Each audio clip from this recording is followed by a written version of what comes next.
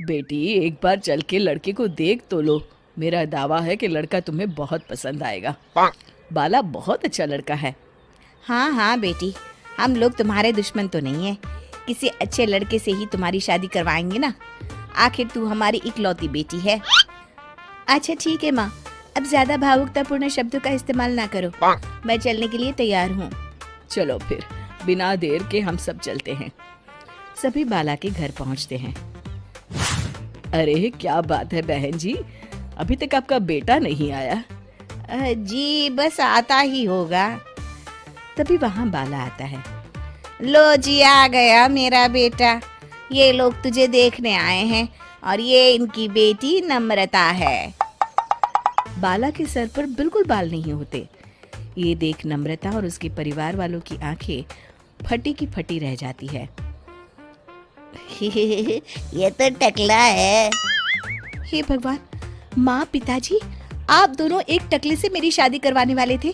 अरे ये तो पूरा उजड़ा चमन है। देखो बेटी, इस तरह किसी का मजाक उड़ाना गलत है। किसी के बारे में इस तरह की बातें नहीं करते। बालों का क्या है, वो तो आते जाते रहते हैं। लड़का टकला है तो क्या हुआ, इंजीनियर है, अच्छा खासा कमाता है। आप चुप रहिए जी। इसकी तरफदारी इसलिए कर रहे हैं क्योंकि आपके भी सर पर बाल नहीं है। मैंने तो आपसे शादी कर ली, मगर मैं अपनी बेटी की शादी एक टकले से बिल्कुल नहीं करवाऊंगी। अरे ये क्या, कब से आप लोगों ने टकला टकला लगा रखा है? और माफ करना, तुम भी कोई हूर की परी नहीं हो। तुम लोग मेरे घर में आकर मेरी ही बेइज्जती कर रहे हो। निकल जाओ यहाँ से। हाँ हाँ तो जा रहे हैं ना, हमें भी यहाँ रुकने का कोई शौक नहीं है। नम्रता और उसके परिवार वाले उठकर वहाँ से जाने लगते हैं। तभी नम्रता का छोटा भाई जाते जाते कहता है, टकला, तेरा बाप टकला। और इस तरह बाला का रिश्ता टूट जाता है। फिर एक दिन सड़क के किनारे एक आदमी घूम घूम कर कंधी बेच रहा होता है। कंधी ले लो, कंधी, एक से बढ़िया एक कंघी ले लो, नए जमाने की कंघी ले लो।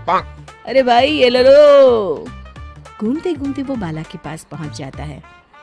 अरे भाई साहब, कंधी लोगे क्या? ये लो। तभी उसकी नजर बाला के सर के ऊपर पड़ती है। अरे माफ करना भाई साहब, आप इसे लेकर क्या करोगे? आपके सर पर तो बाल ही नहीं है। आपका तो स्टेडियम पूरा खाली है। चलता हूँ, कंधी ले लो, कंधी ले लो। कंधी वाले की बातें सुनकर बाला को बुरा लगता है। उस समय बाला को ऐसा महसूस होता है कि उसके लिए दुनिया में सबसे कीमती कोई चीज अगर है तो वो सिर्फ बाल है। बाला सड़क पर चलते हुए लोगों के बाल बड़े गौर से दिखता है। चलते चलते बाला एक मंदिर के पास पहुंच जाता है। हे भगवान, तुमने ये मेरे साथ क्या किया? थोड़े से बाल अगर मुझे दे देते तो तुम्हारा क्या चला जाता? सारी दुनिया मेरा मजाक उड़ाती है। अरे भाई, आज पहला इंसान देख रहा हूँ जो मंदिर आकर भगवान से अपने लिए बाल मांग रहा है। बेटा, भगवान ने तुम्हें सब कुछ तो दिया है। अच्छी सेहत है, अच्छी नौकरी है। लगता है तुम्हारी तबीयत ठीक नहीं है। घर जाओ, सब ठीक हो जाएगा। बाला वहां से चला जाता है। घर पहुंचकर बाला खाना खाता है और अपने कमरे में सोने के लिए चला जाता है। फिर सुबह जब बाला सोकर उठता है तो आईने के सामने अपने आप को देखकर हैरान हो जाता है। बाला के सर पर एकदम घने बाल आ जाते हैं। बाला खुशी से झूम उठता है। अरे ये तो चमत्कार हो गया, मेरे सर पर बाल आ गए। लेकिन ये हुआ कैसे?